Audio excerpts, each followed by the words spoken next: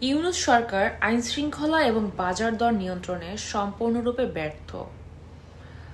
এই কারণেই চট্টগ্রাম বন্দরে বিভিন্ন সময়ে আগুন লেগেছে।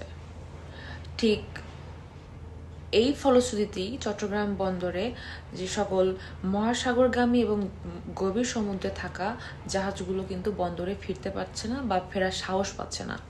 এটি কমপ্লিটলি ইউনূস সরকারের ব্যর্থতা। কারণ এই কারণেই দেশের অন্যতম বাণিজ্য নগরী চট্টগ্রাম বন্দর এখন স্থবির হয়ে পড়েছে। আর এর বিরূপ প্রভাব পড়েছে আমাদের জনজীবনে, কাঁচা বাজারে এবং আমাদের জীবনযাত্রার উপরে। একদিকে যেমন ডলারের দাম ঊর্ধ্বমুখী, সেই সাথে জিনিসপত্রের দামও ঊর্ধ্বমুখী। এক ছাত্র অভ্যুত্থানের পরে ক্ষমতা হারানো সাবেক প্রধানমন্ত্রী শেখ হাসিনার আমলেও আমরা যে বাজার দরটি দেখতে পাই, যেরকম আগে চালের দাম ছিল ৬০ টাকা, সেটি এখন ৮০ টাকা হয়েছে। আগে ডালের দাম ছিল ৮০ টাকা, সেই ডাল এখন ১২০ টাকা। যে তেল ছিল ১৪৭ টাকা, সেটি এখন ১৮৭ টাকা। যেই পেঁয়াজ আমরা কিনতাম ৬০ টাকায়, সেটি এখন ১২০ টাকা। যে মুরগি ছিল ১৫০ টাকা কেজি, সেটি এখন ২২০ টাকা।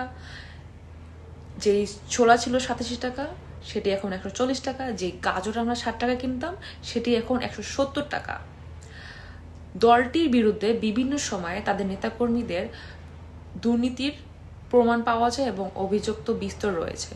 তো এত অভিযোগ এবং দুর্নীতি থাকার ফলেও আমরা যদি এই ধরনের একটি বাজার দর দেখতে পাই, সেখানে একটি রক্তস্নাত বিপ্লবের ফলে গঠিত সরকারের কাছে আমরা আশা রাখি এই দুর্নীতি থেকে আমাদেরকে মুক্ত করে একটি স্বাভাবিক জীবনযাত্রা নিয়ে আসবে।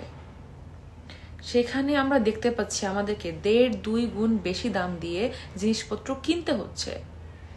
তাহলে কি আমরা এই ফ্যাসিবাদী সরকারকে হটিয়ে এখন কি আমাদের বলতে হবে যে আমরা আগের সরকারই ভালো ছিলাম?